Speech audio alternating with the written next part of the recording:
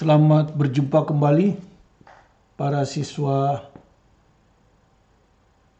SMA MA kelas 11 dalam pelajaran fisika dengan topik energi gerak menggelinding. Ya, jadi topik ini sengaja saya lewatkan setelah kita mempelajari kesetimbangan benda tegar.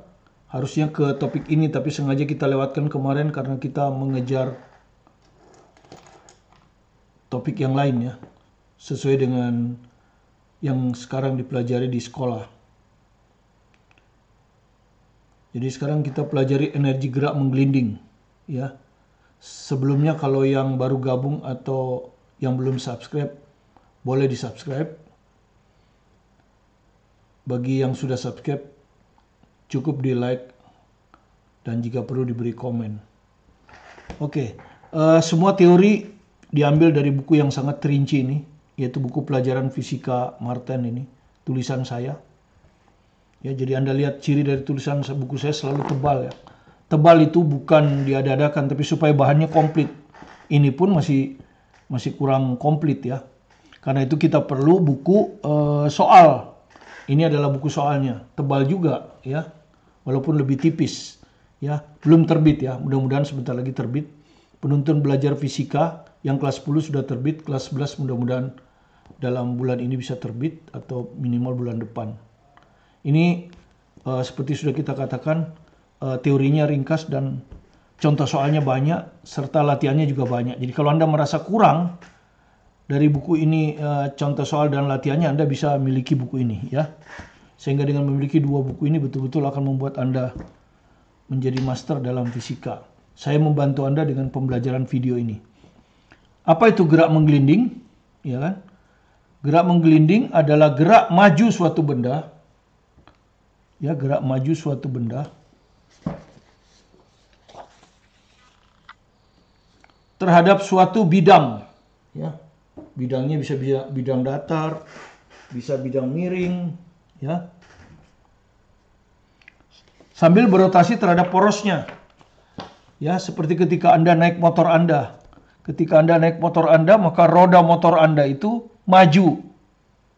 Sambil rodanya berputar terhadap poros dari roda Anda.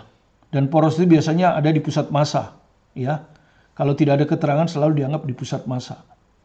Ya. Tanpa tergelincir.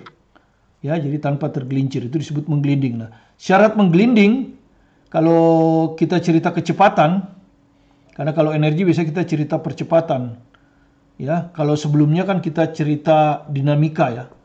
Dinamika benda tegar. Kalau dinamika benda tegar bukan kecepatan tapi percepatan, karena gaya kan. Percepatan pusat massa, ya, sama dengan alfa kali R. Ini di dinamika ya. Sudah kita lewati ya.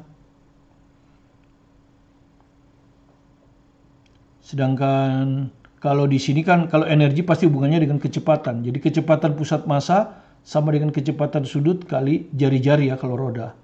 Atau kecepatan sudut sama dengan kecepatan pusat massa per R. Anda tentu tanya, kenapa saya bilang kecepatan pusat massa? Walaupun sering nanti disingkat V saja. Ya. Nah, ini mengapa harus kecepatan pusat massa? Karena kecepatan partikel-partikel pada roda motor Anda yang menempuh gerak menggelinding itu tidak sama. Ya, jadi kalau Anda lihat ini roda Anda, roda motor Anda, ini pusat massanya. Maka yang diukur oleh speedometer Anda itu adalah kecepatan pusat massa ini. Ya, speedometer motor Anda itu. Ini sebetulnya kecepatan pusat massa itu V. Kalau partikel itu ada di roda yang kontak dengan jalan, maka kecepatan partikel ini 0. Karena partikel yang kontak dengan jalan itu akan berhenti sesaat, akan diam sesaat. Ya. Sementara kalau kita pilih partikel di ujung roda Anda, itu kecepatannya 2 kali dari kecepatan pusat massa. Karena itu kita tekankan di sini ini adalah kecepatan pusat massa. Ya. Itu. Ya, jadi kalau di puncak dia 2 kali pusat massa. Itu yang pertama. Kemudian yang kedua, karena kita cerita energi itu ada 2, ya. Satu energi potensial, dan lainnya lagi energi kinetik. Kita mulai dulu dari energi potensial. Kenapa saya perlu menjelaskan ini? Karena siswa banyak tidak bisa membedakan antara bagaimana mengukur energi potensial benda pejal dan energi potensial benda tegar. Nanti di contoh soal yang dari India, Anda bisa lihat. Kalau Anda tidak ngerti bagaimana mengukur energi potensial benda pejal, Anda tidak bisa membuat soal itu. Ya, demikian juga dengan soal olimpiade, ya. Banyakan seperti itu.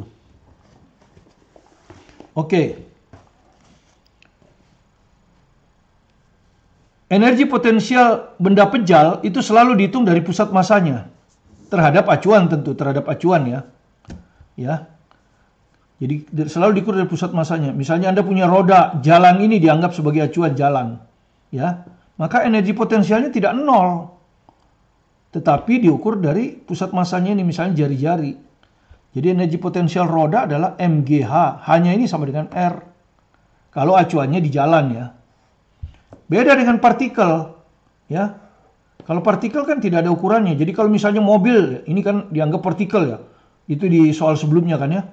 Ada sebuah mobil bergerak di jalan datar, maka energi potensialnya nol.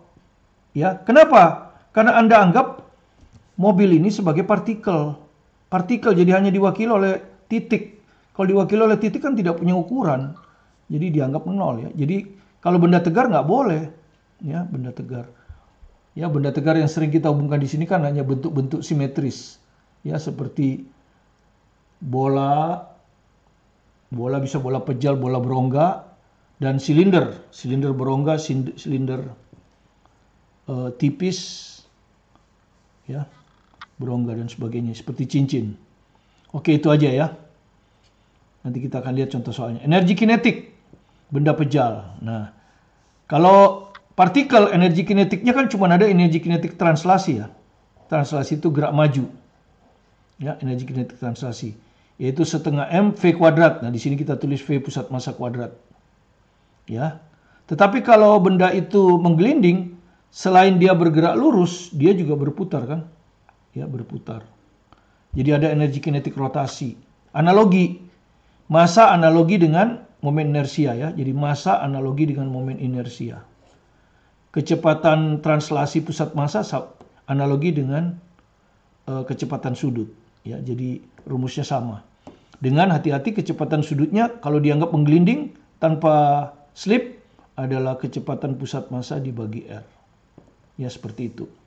Jadi kalau dibilang energi kinetik benda pejal itu maksudnya energi kinetik total ya. Energi kinetik total itu energi kinetik translasi ditambah energi kinetik rotasi. Ya. Sama dengan setengah M VPM kuadrat ditambah setengah I omega kuadrat, di mana omeganya adalah V pusat massa per R. Jadi punya hubungan dengan V pusat massa. Ya, inilah gambarnya. Ya, jadi roda Anda itu maju, translasi V pusat massa. Ini yang diukur oleh speedometer Anda sambil berotasi mengitari pusatnya omega. Ini melahirkan energi kinetik translasi setengah M VPM kuadrat. Yang ini, rotasi ini menghasilkan energi kinetik rotasi setengah I omega kuadrat. Oke, mari kita lihat soalnya. Sebelumnya kita akan lihat lalu energi yang dimiliki oleh suatu benda itu disebut energi mekanik. Ya.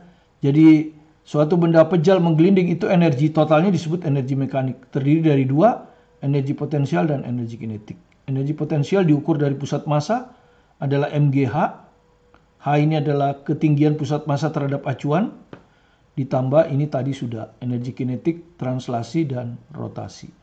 Oke, sekarang kita buat soalnya dari buku ini. Ya, penuntun belajar fisika Martin kelas 11 ya, yang terbit baru kelas 10. Kelas 11. Oke. Di situ ada soal seperti ini ya, yang soal yang pertama.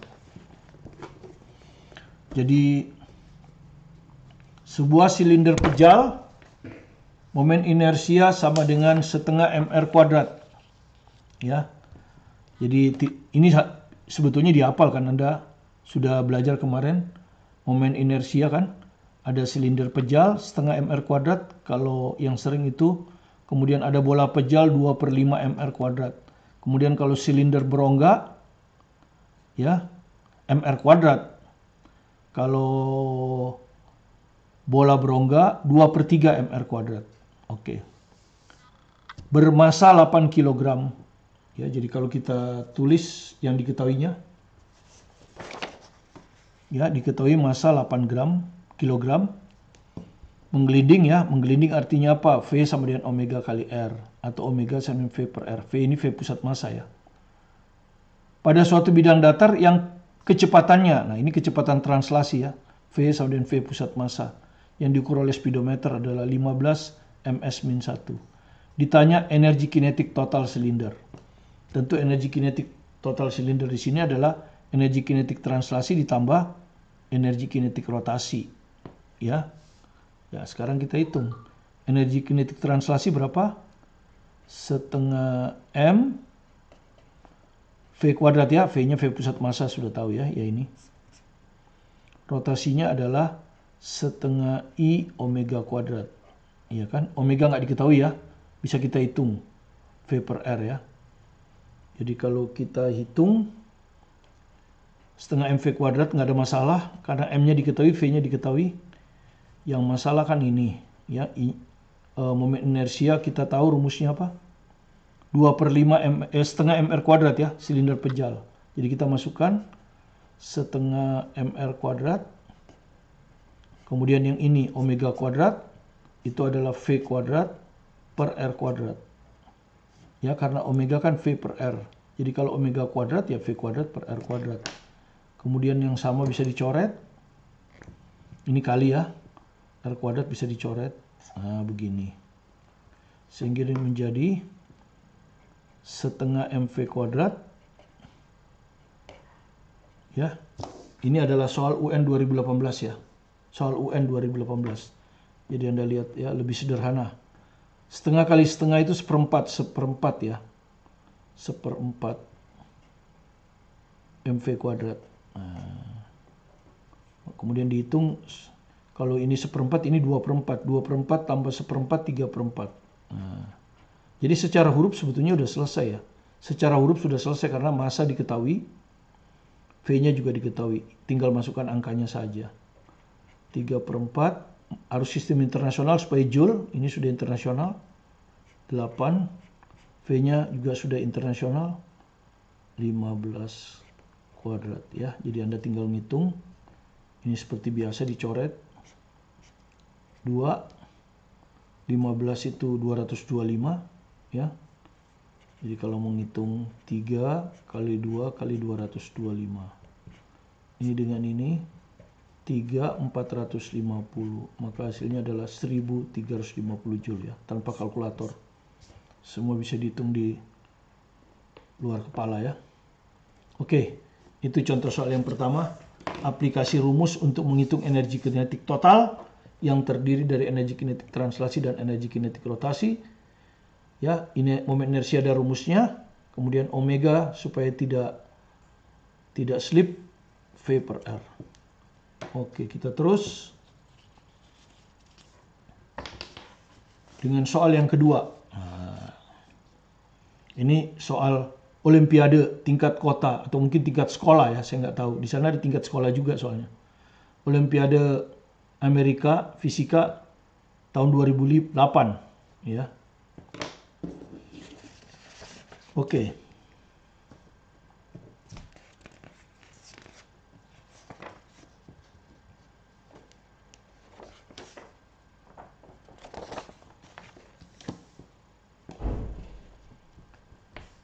Soalnya seperti ini. Sebuah cakram homogen. Cakram itu kalau Anda lempar cakram ya, itu bentuknya dianggap silinder pejal, ya, silinder pejal, ya. Jadi cakram homogen itu bisa dianggap silinder pejal, ya. Jadi Anda lihat cakram homogen itu bisa dianggap silinder pejal. Momen inersia terhadap pusat massa cakram adalah setengah mr kuadrat, ya. Berotasi pada kecepatan sudut tetap pada suatu sumbu melalui pusatnya. Ya, jadi pertama dia melalui pusatnya ya. Jadi melalui pusatnya. Berarah normal terhadap bidang cakram ya. Maksudnya kalau cakramnya ini ya ini ya. Ini pusat masanya ini ya. Maksudnya arah normal tuh ini. Jadi porosnya ini ya. Porosnya itu ini. Ya, jadi cakramnya berputarnya seperti ini. Ya gitu. Dan memiliki energi kinetik E. Jadi ketika dia rotasi terhadap pusat massa, energi kinetiknya sama dengan E. Ya, diketahui. Ya. Nah, sekarang ditanya, jika cakram tersebut berotasi dengan kecepatan sudut yang sama, jadi omeganya sama. Tapi terhadap sumbu pada ujung cakram. Jadi di ujung sini nih, di ujung sini nih. Nah, sekarang di A ini, di ujung. Nah, jadi kalau tadi di sini, ya sekarang di sini. Ya kan? Anda lihat, kalau tadi di sini, ya sekarang di sini. Nah, berapakah energi kinetiknya kalau dia berotasi di A? Kita sebut Eka aksen ya. Nah, ya sekarang kita hitung aja. Rotasi, hanya rotasi ya, translasi nggak ada. Ya, jadi kalau terhadap poros I pusat massa setengah mr kuadrat kan, energi kinetiknya E. Nah sekarang bagaimana kalau terhadap poros A? Tentu rumusnya sama ya. Rumusnya sama, energi kinetik rotasi itu apa rumusnya energi kinetik rotasi? Setengah I omega kuadrat ya. Omeganya sama, nggak ada masalah. Yang masalah momen inersianya. Kalau di pusat massa disebut I pusat massa. Kalau di titik A ya berubah. Anda sudah belajar sebelumnya dengan teorema sumbu sejajar. Momen inersia tidak di pusat massa, tapi sumbunya porosnya sejajar ya. Makanya disebut teorema sumbu sejajar atau teorema poros sejajar. Maka momen inersia di titik sembarang A sama dengan I pusat massa tambah md kuadrat. D adalah jarak poros sembarang ke pusat massa. Jadi kalau ini pusat massanya, ini poros sembarangnya, maka ini adalah D. Jadi D-nya sama dengan R ya. Jadi D-nya ini sama dengan R. Sehingga kalau kita hitung, momen inersia di A sama dengan I pusat massa. Ini kan, setengah mr kuadrat ya, ini. Setengah mr kuadrat. Ditambah M kali, nah, D-nya diganti R kan. R kuadrat. Nah, begini. Jadi kalau kita hitung berapa ini? Setengah tambah 1, 3/2 kan? 3/2 mr kuadrat. Nah, sehingga sekarang energi kinetiknya kita sebut energi kinetik aksen kan? Ya, setengah I omega kuadrat. Setengah I, tapi I-nya terhadap A. Omeganya sama, omega tidak dirubah ya. Kalau omeganya dirubah, misalnya 2 omega ya, ini diganti lagi 2 omega. Tapi di sini kan sama. Jadi sama dengan setengah momen inersia A ini 3/2 mr kuadrat omega kuadrat. Nah ini ya. Nah sekarang disuruh cari dalam E kan, dalam E kan jawabannya. Jadi kita bandingkan aja. Eka aksen kita bandingkan dengan E. Gitu, Eka ya. Eka ini kan E kan. Maka dia akan sama dengan Eka aksen ini. Ya. Biarkan aja setengahnya ya. Karena oh ya ini kita belum hitung. Energi kinetiknya yang ini ya. Yang di pusat massa ya. Energi kinetik di pusat massa rumusnya apa? Setengah ya, momen inersia di pusat massa setengah mr kuadrat kan? Ya, momen inersia di pusat massa setengah mr kuadrat kali omega kuadrat. Nah, inilah energi kinetik di pusat massa, nilainya sama dengan E. Jadi Eka aksen ini ya. Ini Eka aksen ya. Setengah kali 3/2 mr kuadrat omega kuadrat. Oke. Energi kinetik di pusat massa tadi ini. Ya. Setengah kali setengah mr kuadrat kali omega kuadrat. Nah, ini tinggal kita coret kan. Omeganya kita coret. Nah, mr kuadrat dicoret. Nah, setengah dicoret. Nah, ya kan? Ini 2 coret lagi. Jadi ini hasilnya 3 dibagi 1 ya toh. 3 dibagi 1 sama dengan 3. Ya, jadi Eka aksen per E itu 3. Berarti Eka aksen sama dengan 3E. Ya, jadi energi kinetiknya menjadi 3 kali lipat ya. Sorry, nggak kelihatan ya. Ya, jadi Eka aksen kita hitung ini tadi kan ya. Setengah IA kali omega kuadrat ya. Setengah IA-nya 3/2 mr kuadrat kan. Kali omega kuadrat, ya kan? Kemudian kita bandingkan Eka aksen kita bandingkan dengan Eka. Eka aksen tuh ini, ya kan? Setengah kali 3/2 mr kuadrat omega kuadrat. Eka-nya yang ini, ya kan? Kita hitung ya, Eka di pusat massa setengah I omega kuadrat ini tadi, ya. Ya, kita dapat ini. Ya kan? Energi kinetiknya kan ini. Setengah I omega kuadrat, kita masukkan I-nya setengah mr kuadrat omega kuadrat, ya. Ini hasilnya. Ini nilainya sama dengan E. Jadi kalau kita bandingkan, kita dapatlah seperti ini. Ini semua dicoret, sisa 3. 3/1, 3. Jadi Eka aksen 3 kali E. Ya. Oke, itu yang nomor 2. Sekarang kita ke soal nomor 3. Nah, kalau tadi soal dari Olimpiade tingkat sekolah untuk memilih kandidat di sekolah mungkin atau tingkat kota, saya nggak tahu ya. Jadi berikutnya adalah soal dari SBMPTN 2016 ya, 2016 ya. Topiknya masih energi kinetik ya. Kalau yang tadi cakram hanya energi kinetik rotasi. Yang soal UN 2018 tadi energi kinetik rotasi dan translasi. Ya. Nah, sekarang Anda lihat ya. Sebuah bola besi pejal homogen. Homogen itu serba sama. Jadi perhatikan bola ya. Berjari-jari RB. Jadi kalau kita ini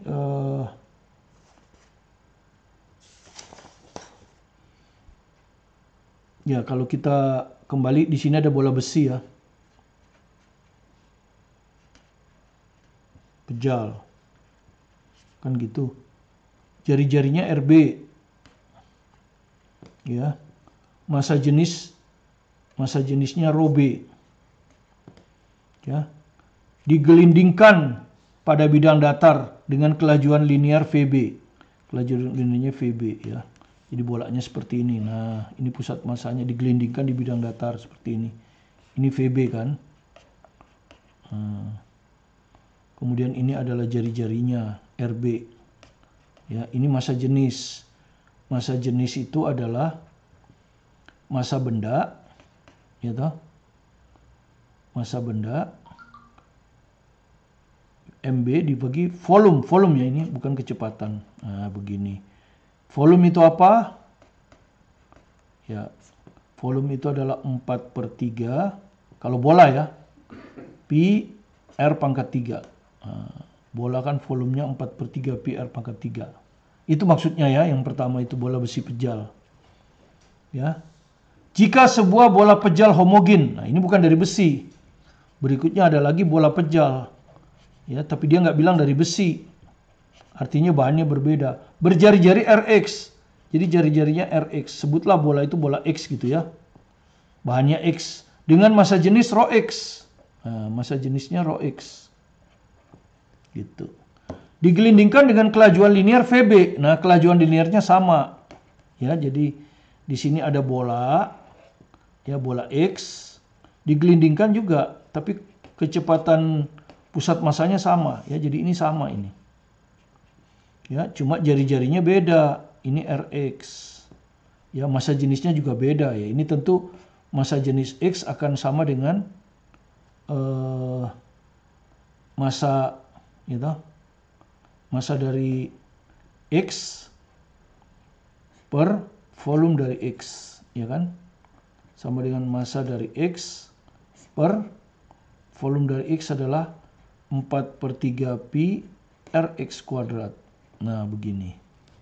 Maka cara yang dapat dilakukan agar energi kinetik totalnya lebih besar. Jadi, apa cara yang kita lakukan? sehingga energi kinetik X, ya yang ini, yang bawah ini, lebih besar daripada energi kinetik bola besi. Energi kinetik bola besi ya, diwakili oleh tanda B ini, ya besi. Ya, apa yang kita lakukan?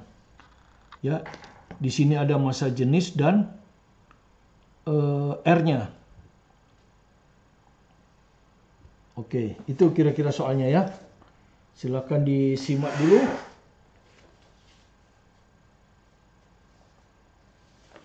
Nah, kita akan melakukannya seperti apa ya? Tentu kita akan mulai dari energi kinetik total dulu. Apa rumusnya, gitu kan ya?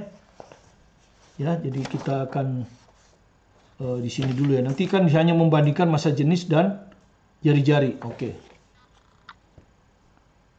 Sekarang kita kerjakan rumus dulu ya. Karena yang mau dibandingkan energi kinetik, tentu kita perlu rumusnya ya. Jadi energi kinetik total adalah energi kinetik translasi tambah energi kinetik rotasi. Energi kinetik translasi adalah setengah massa kali kecepatan pangkat 2. Energi kinetik rotasi adalah setengah I omega kuadrat. Kan begitu ya. Setengah I omega kuadrat. Kemudian kalau gerak menggelinding, omega itu adalah V per R. Ya. Sekarang kita masukkan, ini adalah setengah M, ya di sini semuanya sama VB ya, semuanya VB ya, nggak apa-apa. Ini VB kuadrat ditambah setengah momen inersia. Kalau bola pejal gimana? Momen inersia bola pejal Anda sudah tahu kan ya? Momen inersial bola pejal yaitu 2/5 mr kuadrat ya. Kalau pakai huruf kecil ya 2/5 mr kuadrat. Dihafalkan ya, bola pejal 2/5 mr kuadrat. Omeganya V kuadrat per R kuadrat. Nah, itu dulu yang kita lakukan ya, V kuadrat per R kuadrat. Jadi kalau kita lihat energi total ini nanti 2/10. Setengah itu 5/10. Jadi 5/10 tambah 2/10 itu 7/10 ya. Jadi 7/10. Ini habis ya. Ini sebetulnya sama R ya, R kecil ya. Karena dia pakai jari kecil, R kecil. Jadi 7/10 M VB kuadrat ya. Ini VB kan. Inilah energi kinetik totalnya. Ini. Jadi kalau Anda lihat, kita mau bandingkan ya. Kita akan bandingkan energi kinetik X lebih besar dari energi kinetik besi di sini nih. Nah, kita masukkan ke sini. Energi kinetik X tentu 7/10. Ya kan? Ini. Masanya massa X. Kali VB kuadrat. Ya. Jadi kita masukkan ke situ. Lebih besar dari energi kinetik besi. Besi berarti 7/10 massa besi kan? VB kuadrat. Ya, jadi kalau Anda lihat 7/10 bisa hilang. Massa tidak bisa, ini MX ini MB salah. VB-nya bisa hilang. Bilangan positif ya. Kalau dibagi bilangan positif nggak apa-apa kita hilangkan. Karena bilangan positif tidak merubah pertidaksamaan. Ya, itu yang kita selama ini menggunakan tentang pertidaksamaan. Jadi kita harus supaya energi kinetik X lebih besar dari energi kinetik besi ya, maka MX harus lebih besar dari MB. Itu saja. Kemudian apa itu massa? Nah, ini tadi massa jenis itu kan massa dibagi volume. Berarti kalau massa kan dikali ya. Kalau massa kan berarti dikali. Berarti kan massa benda rho kali V lah. Ya pokoknya massa itu rho kali V. Kan gitu ya. Jadi massa itu rho kali V. Gini ya. Jadi kalau gitu MX ini adalah rho X kali volume X. Harus lebih besar dari rho B kali volume B. Nah, kemudian volume itu apa? Kalau bola, gitu. 4/3 PR pangkat 3. Jadi kita ganti sekarang. Ini rho X kali 4/3 Pi Rx pangkat 3. ya kan? Ya, ini Vx Rx. Rho B tetap volume B berapa? 4/3 pi RB pangkat 3 ya. Jadi ini tuh dari ini tuh dari sini ya. Nah, ini kalau bintang 2, ini bintang 2 nih. Nah, dimasukin ke sini. Oke. Sekarang kita tinggal lihat apa sih yang diperlukan. 4/3 bisa dicoret, ya kan? Nah, dicoret 4/3. Pi-nya juga dicoret. Nah, jadi kalau kita dapat analisis, ya ini sudah. Kita akan dapatkan, ya, Rho X kali Rx pangkat 3 harus lebih besar dari Rho B kali RB pangkat 3. Nah, ini syaratnya. Tinggal kita lihat di jawaban. Ya, di jawaban. Ya, tentu kalau kita mau membandingkan begini, salah satu harus sama ya. Kalau dua-duanya ini misalnya Rho X lebih besar, RR-nya harus lebih tetap. Jadi kita mulai dari ini. Kita mulai selidiki yang sama. Yang sama itu ada dua, ini dan ini. Karena kalau sama lebih gampang. Kalau Rho-nya sama berarti kan tinggal membandingkan R. Ya, misalnya jawaban C. Rho X sama dengan Rho B. Nah, ini sama. Berarti kan kita tinggal bandingkan. Berarti Rx pangkat 3 harus lebih besar dari RB pangkat 3.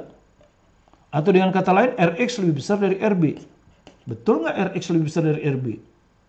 Enggak, ini Rx tidak sama dengan RB. Tidak sama itu bisa lebih besar, bisa lebih kecil ya. Kalau dibilang Rx tidak sama dengan RB, itu artinya Rx bisa lebih besar sesuai dengan ini. Tapi bisa juga Rx itu lebih kecil. Ya, jadi bisa jadi salah. C ini salah. Nah, sekarang yang kedua, Rx sama dengan RB. Itu jawaban D.